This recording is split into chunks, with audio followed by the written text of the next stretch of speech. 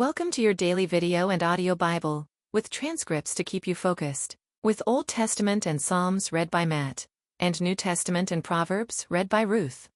2 Samuel 17.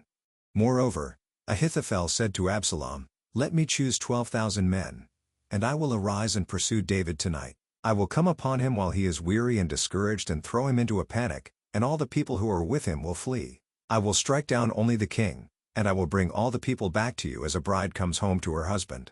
You seek the life of only one man, and all the people will be at peace." And the advice seemed right in the eyes of Absalom and all the elders of Israel.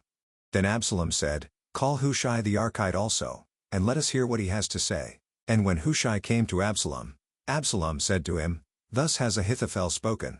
Shall we do as he says? If not, you speak." Then Hushai said to Absalom, "This time the counsel that Ahithophel has given is not good." Hushai said, "You know that your father and his men are mighty men, and that they are enraged, like a bear robbed of her cubs in the field. Besides, your father is expert in war.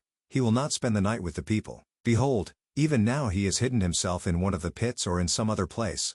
And as soon as some of the people fall at the first attack, whoever hears it will say, 'There has been a slaughter among the people who follow Absalom.' Then even the valiant man, whose heart is like the heart of a lion, will utterly melt with fear, for all Israel knows that your father is a mighty man, and that those who are with him are valiant men. But my counsel is that all Israel be gathered to you, from Dan to Beersheba, as the sand by the sea for multitude, and that you go to battle in person. So we shall come upon him in some place where he is to be found, and we shall light upon him as the dew falls on the ground, and of him and all the men with him not one will be left. If he withdraws into a city, then all Israel will bring ropes to that city, and we shall drag it into the valley, until not even a pebble is to be found there." And Absalom and all the men of Israel said, "The counsel of Hushai the Archite is better than the counsel of Ahithophel." For the Lord had ordained to defeat the good counsel of Ahithophel, so that the Lord might bring harm upon Absalom. Then Hushai said to Zadok and Abiathar the priests, "Thus and so did Ahithophel counsel Absalom and the elders of Israel, and thus and so have I counseled. Now therefore send quickly and tell David, 'Do not stay tonight at the fords of the wilderness, but by all means pass over, lest the king and all the people who are with him be swallowed up.'" Now Jonathan and Ahimaaz were waiting at En-Rogel. A female servant was to go and tell them, and they were to go and tell King David, for they were not to be seen entering the city. But a young man saw them and told Absalom. So both of them went away quickly and came to the house of a man at Bahorim, who had a well in his courtyard, and they went down into it. And the woman took and spread a covering over the well's mouth and scattered grain on it, and nothing was known of it. When Absalom's servants came to the woman at the house, they said, "Where are Ahimaaz and Jonathan?" And the woman said to them, "They have gone over the brook of water." And when they had sought and could not find them, they returned to Jerusalem. After they had gone, the men came up out of the well, and went and told King David. They said to David, "Arise, and go quickly over the water, for thus and so has Ahithophel counseled against you." Then David arose, and all the people who were with him, and they crossed the Jordan. By daybreak not one was left who had not crossed the Jordan. When Ahithophel saw that his counsel was not followed, he saddled his donkey and went off home to his own city. He set his house in order and hanged himself, and he died and was buried in the tomb of his father. Then David came to Mahanaim, and Absalom crossed the Jordan with all the men of Israel. Now Absalom had set Amasa over the army instead of Joab.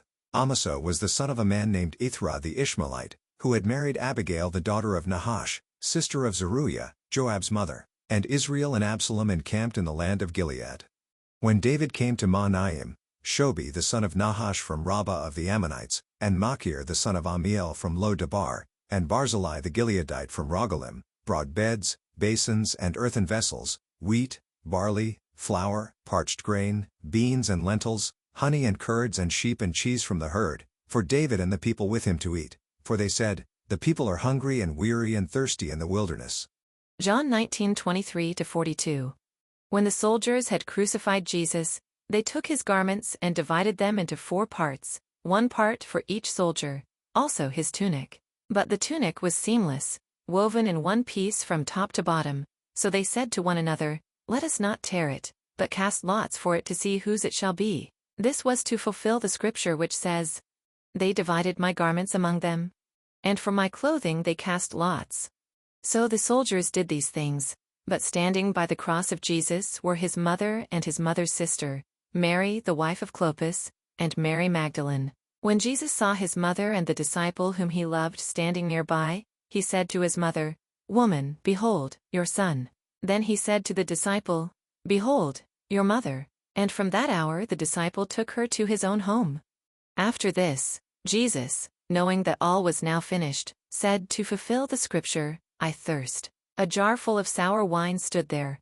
So they put a sponge full of the sour wine on a hyssop branch and held it to his mouth. When Jesus had received the sour wine, he said, "It is finished." And he bowed his head and gave up his spirit. Since it was the day of preparation, and so that the bodies would not remain on the cross on the Sabbath, for that Sabbath was a high day, the Jews asked Pilate that their legs might be broken and that they might be taken away. So the soldiers came and broke the legs of the first, and of the other who had been crucified with him. But when they came to Jesus and saw that he was already dead, they did not break his legs. But one of the soldiers pierced his side with a spear, and at once there came out blood and water. He who saw it has borne witness. His testimony is true, and he knows that he is telling the truth, that you also may believe. For these things took place that the scripture might be fulfilled. Not one of his bones will be broken. And again another scripture says, "They will look on him whom they have pierced." After these things, Joseph of Arimathea, who was a disciple of Jesus, but secretly for fear of the Jews, asked Pilate that he might take away the body of Jesus, and Pilate gave him permission. So he came and took away his body. Nicodemus also, who earlier had come to Jesus by night, came bringing a mixture of myrrh and aloes, about 75 pounds in weight. So they took the body of Jesus and bound it in linen cloths with the spices, as is the burial custom of the Jews. Now in the place where he was crucified there was a garden, and in the garden a new tomb in which no one had yet been laid. So because of the Jewish day of preparation, since the tomb was close at hand, they laid Jesus there. Psalm 119 129-152 p. Your testimonies are wonderful, therefore my soul keeps them. The unfolding of your words gives light, it imparts understanding to the simple. I open my mouth and pant, because I long for your commandments. Turn to me and be gracious to me, as is your way with those who love your name. Keep steady my steps according to your promise, and let no iniquity get dominion over me. Redeem me from man's oppression, that I may keep your precepts. Make your face shine upon your servant, and teach me your statutes. My eyes shed streams of tears, because people do not keep your law. Zod, righteous are you, O Lord, and right are your rules. You have appointed your testimonies in righteousness and in all faithfulness. My zeal consumes me, because my foes forget your words. Your promise is well tried, and your servant loves it. I am small and despised, yet I do not forget your precepts. Your righteousness is righteous forever, and your law is true. Trouble and anguish have found me out, but your commandments are my delight. Your testimonies are righteous forever. Give me understanding that I may live. Cough with my whole heart I cry. Answer me, O Lord, I will keep your statutes. I call to you, save me, that I may observe your testimonies. I rise before dawn and cry for help. I hope in your words. My eyes are awake before the watches of the night, that I may meditate on your promise. Hear my voice according to your steadfast love, O Lord, according to your justice give me life. They draw near who persecute me with evil purpose. They are far from your law, but you are near, O Lord, and all your commandments are true. Long have I known from your testimonies that you have founded them forever. Proverbs 16:12-13. It is an abomination to kings to do evil, for the throne is established by righteousness. Righteous lips are the delight of a king, and he loves him who speaks what is right.